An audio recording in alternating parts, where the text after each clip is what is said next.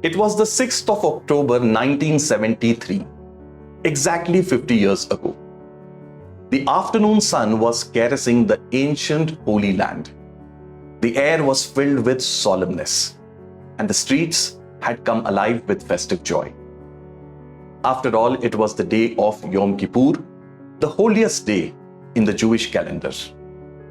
The word Yom in Hebrew language means day, and Kippur means atonement or prayashit, as we call in Hindi. The Jewish community spends this day praying and fasting, trying to reconnect with the divine. Needless to say, on this day, most of the people had gathered in synagogues to reflect inwards, to renew their vow with their God. Just then, the sirens of war started to blare. Their shrill noise pierced through the still afternoon air. The arch enemies of the fledgling state had struck. They had struck at a time when Israel was least expecting and most underprepared. Egypt and Syria had been smarting under the humiliation of the previous loss. 6 years ago, during the Six-Day War of 1967, Israel had won a scintillating victory against a coalition of Arab armies. Not only had it defeated them, but it had also occupied large swaths of their national territory. A pill that many of these states had found very bitter to swallow. There was this very fervent urge to recover what had been lost. It wasn't just land, it was national pride. They planned with meticulous preparation and struck with deadly precision. On the day of Yom Kippur, which was also the 10th fast of the month of Ramadan, Egypt and Syria started a two-front war on Israel. Soon the defenses of Israel were overcome. The Day of Atonement had now been transformed into the Day of Reckoning. The future of Israel was now hanging in balance. To understand what was to unfold after this, it is crucial first to dive deeper into the genesis of Arab-Israel conflict. Let us first turn the turbulent pages of history and understand how unhealed wounds once again brought these Semitic cousins on the brink of war. The area of Palestine is the cradle of the Jewish civilization. Jews follow the religion of Judaism. It is the first of the three Abrahamic faiths. Around this area from ancient times, many empires rose. Romans, Greeks, Assyrians, Babylonians, Persians, and many others descended on the territories of the Jews like thunderstorms, often forcing them to flee for safety. But wherever this Jewish diaspora went, it cradled within its heart the desire of returning back to its homeland, the land which they believe is promised to them in their scriptures, the land where their roots run deep. But it isn't as if only the Jews hold this place in great reverence. The other two Abrahamic faiths, that is Christianity and Islam, also have very high regards for this holy land. For Christians, this place is special as this is where Jesus Christ had walked and given his sermons. This is the same place where he walked on water and performed many miracles. For Muslims, the land of Palestine has been sanctified with the footsteps of Prophet Muhammad. It was from Jerusalem, the Muslims believe, that his ascent to heaven had actually started. Consequently, it is a land woven in their faith, in their spirituality also. In the 7th century, when Islam rose as a political force, the Christian rule in this area was supplanted by the rule of the Muslims. Subsequently, Christian Europe launched many crusades to recover the Holy Land from Muslim rule, but they failed to dislodge the Muslim rulers of this area. Over the following centuries, this area continued to be ruled by one Muslim dynasty or the other. The last and longest of these rules was that of the powerful Ottoman Empire. The Ottomans were once a very powerful empire spread across 3 continents, parts of Europe, Asia, and Northern Africa. But into the 19th century, the Ottomans were tottering to their fall. Their hold or control over peripheral areas had started to become very weak. Around the same time, there was a rise of a movement amongst the Jewish diaspora. This was the Zionist movement, a political movement basically aiming at building a home, a national home for the Jews in the area of Palestine. All of this will come to head in the start of the 20th century during the course of World War I. Into the 20th century, the wheels of history were turning very fast. Britain got itself entangled into multiple conflicting commitments in the run-up to World War I and during its coups. It promised many different things to the Arab tribes to stoke their revolt against their Ottoman overlords. It engaged with the French government to divide the Arab-speaking areas amongst themselves. And in the midst of all of these political machinations came the landmark Balfour Declaration of 1917. According to this declaration, the British government, through its Foreign Minister Balfour, had declared its sympathy for Jewish aspiration of a separate homeland in Palestine. This was very significant as it was for the first time a major power had acceded or sympathized with Jewish dreams. As the World War I ended and the dust settled down, former Ottoman areas were now carved out as mandates and given to the victorious powers. The fate of Palestine was handed over to Britain. It was to administer it like a trust till Palestine was fit enough to rule as a functional state. Now that Britain was in control of Palestine, droves of migrants, Jews, they started to pour in.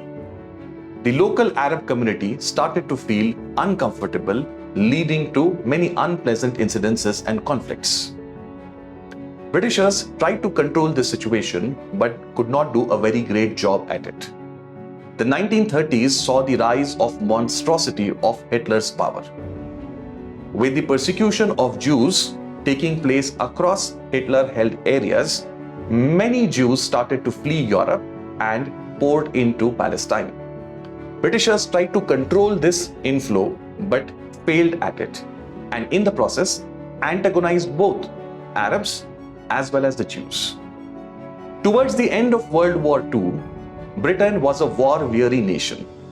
It could not discharge its responsibility of the mandate, and therefore it handed over this responsibility to the newly born United Nations, an organization that was just born in the ashes of World War II. By this time, the scale of atrocities that had been committed in the Holocaust against the Jews had become very well known. There was a very strong sympathy for Jewish aspiration of having a separate homeland for themselves in Palestine.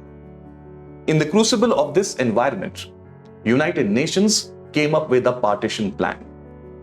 A plan that would divide Palestine into 2 states, one for the Arabs and second for the Jews. The holy city of Jerusalem, which was sacred for all the 3 Abrahamic faiths, was to be internationalized. The Arabs resolutely refused this. To them, it was patently unfair. They felt they inherited this land, they were the original inhabitants over here, and they should have been the real owners of this territory.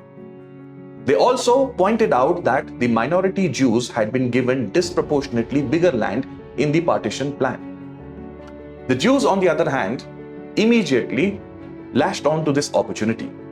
With a great fervor that was born out of dreams held for long, the Jews started to work on creation of their homeland. In 1948, as the world was still healing in the backdrop of World War II, the state of Israel was declared. David Ben-Gurion became its first prime minister. A new chapter had begun in Middle East. The Arab states responded to this declaration by mounting an invasion on the newly created state of Israel. Armies of 5 different Arab states attacked Israel. Under Ben-Gurion, Israel responded with a lot of resoluteness. It was not only able to defeat the invading armies, but was also successful in capturing more areas that were given to Palestine under the UN partition plan. Egypt managed to wrest control of Gaza Strip, whereas Jordan got the control of West Bank and the city of East Jerusalem.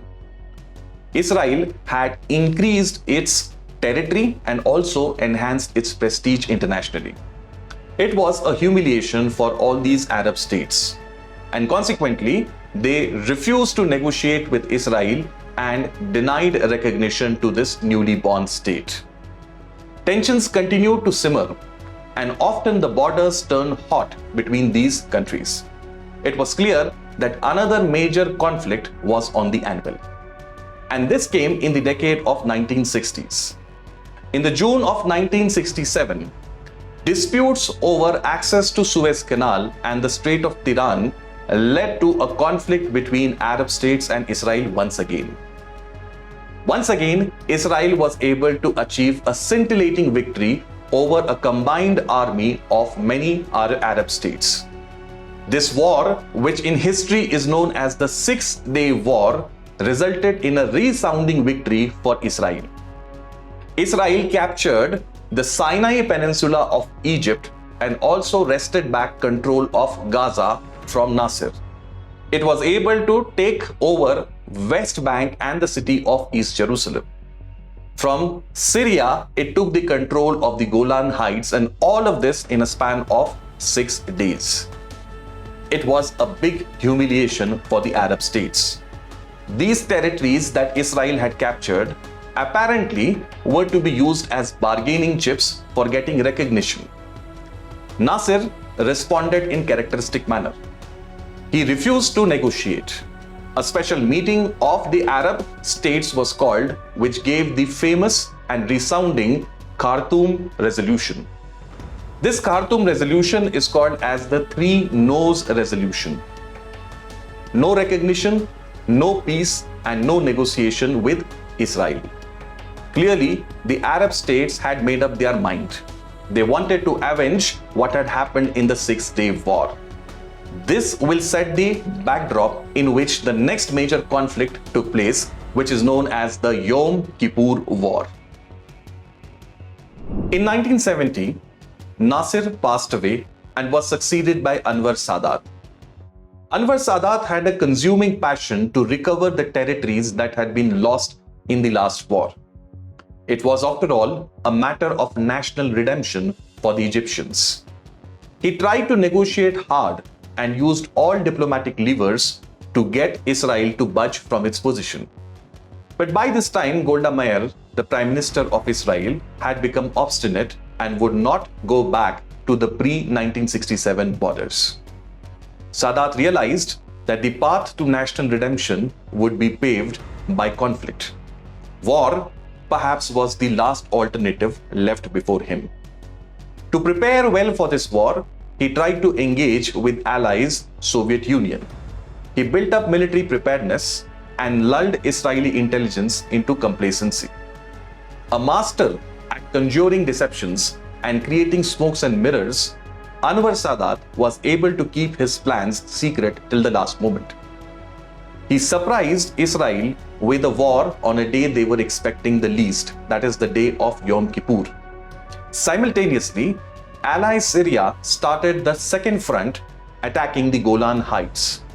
Very soon, the famed defenses that Israel had built up on the borders succumbed. They gave in. Egyptian troops were able to move beyond the barriers and occupy great swaths of land in the Sinai Peninsula. The situation of Israel had turned desperate within a matter of few hours. Soon, in the corridors of power, a message was sent across to a powerful friend. Across the Atlantic, USA was informed that friend Israel in this region needs help. This was the era of Cold War. Anwar Sadat had been a good friend of USSR, and Israel was USA's strategic ally in this region. Feeling compelled to help, USA launched a special mission to airlift defense-related stuff for Israel. Despite threats from the OPEC countries to stop export of oil to anybody who participates in this process, USA remained steadfast and it shipped supplies to Israeli army. This threat was taken to its conclusion by the OPEC countries, and it had resulted in the first oil crisis of 1973. Meanwhile, with these supplies and weapons that were received by Israel, the Israeli army was able to get back some of its position and threaten the main areas of Egypt. The troops of Egypt had occupied Sinai and were supposed to remain pinned over there. Israel therefore took the advantage of attacking the core areas of Egypt, even threatening the capital city of Cairo. USSR threatened intervention because of USA's involvement, and USA also did not back out. This was once again the two superpowers coming face to face in a situation similar to the Cuban Missile Crisis of 1962. Fortunately, sanity prevailed, and after 22 days of conflict, peace was ensured.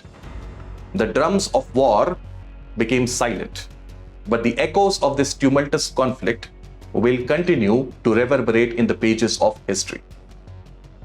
The Yom Kippur War finally came to an end through a peace deal between Israel and Egypt. Egypt got back Sinai Peninsula, and through its earlier military success in the war, was able to avenge the humiliation of the Six-Day War. Soon, bonhomie developed between Israel and Egypt became the first Arab state to recognize Israel. Fellow Arab states criticized Egypt for this and even removed it from the Arab League. Anwar Sadat was soon assassinated in this same larger context. Ever since, this issue of Arab-Israeli conflict or Palestine-Israel conflict has continued to fester like a wound. This wound keeps on resurfacing with renewed intensity. But over the recent years, we can clearly see winds of change blowing. After Egypt, Jordan and then some other Arab states have recognized Egypt. The rise of Shia Iran and its nuclear ambitions in the region have changed the geopolitics. Arab-Israel conflict is no more the most important fissure line of the Middle East. Geopolitics, after all, is very malleable. Now, very often it is said that the Arab states and Israel have similar stakes against the rising power of Iran. But in the midst of all of these geopolitical machinations, a people and their sufferings have been overlooked, and they are the Palestinians. Thank you very much.